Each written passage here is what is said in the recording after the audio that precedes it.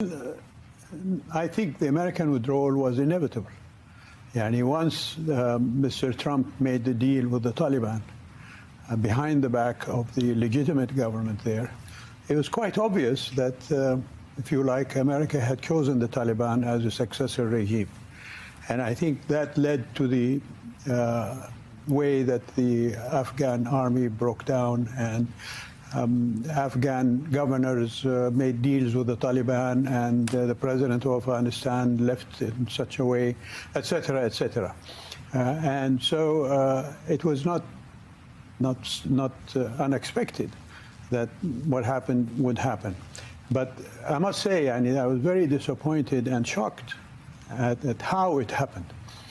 The scramble to the airport in Kabul by these thousands of people without preparedness or order and so on was unacceptable. And leaving behind, of course, not only nationals but people who worked with America is equally a thing that your government is having to deal with on a constant basis.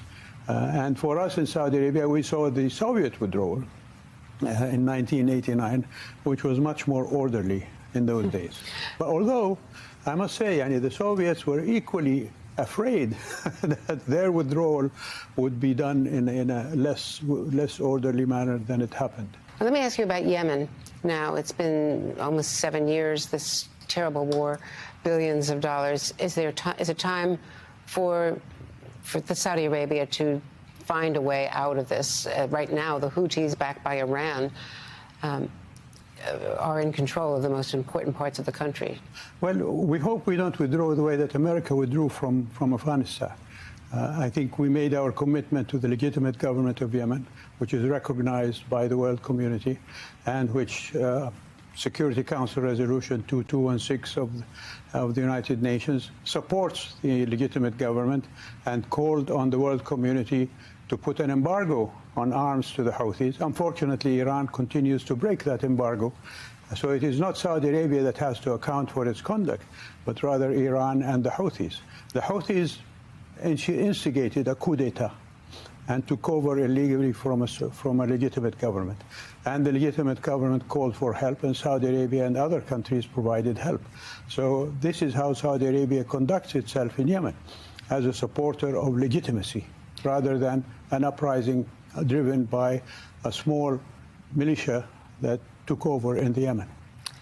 And on Iran, the international inspectors from the UN have now just concluded as well that they are breaking out and running centrifuges in an area that cannot be monitored by the UN. How concerned are you about Iran getting a very short window in order to develop a nuclear weapon if they choose? It is very concerning and very, very troublesome. Of course, our concern as well is not only with Iran's development of nuclear weapon, but of Iran's conduct in the area.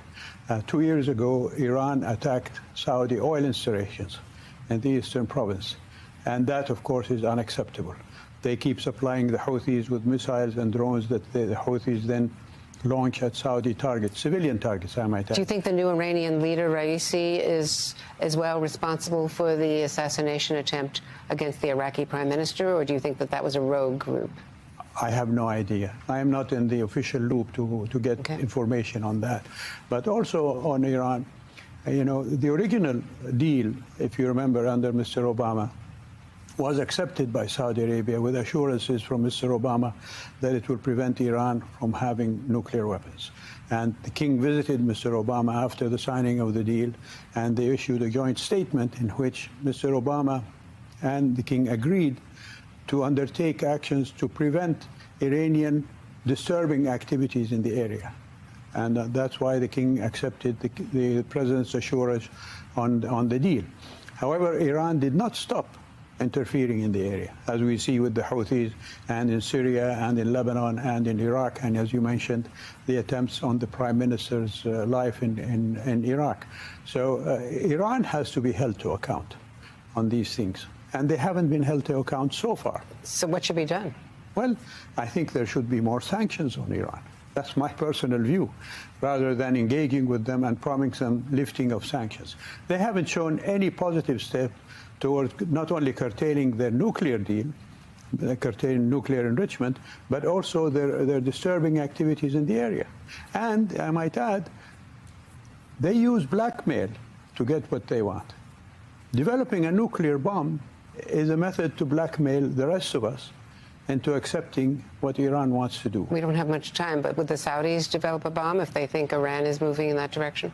Well, I've publicly said in the past that we should do whatever is necessary, including acquiring the knowledge to develop a bomb in order to defend ourselves against a potential nuclear-armed Iran.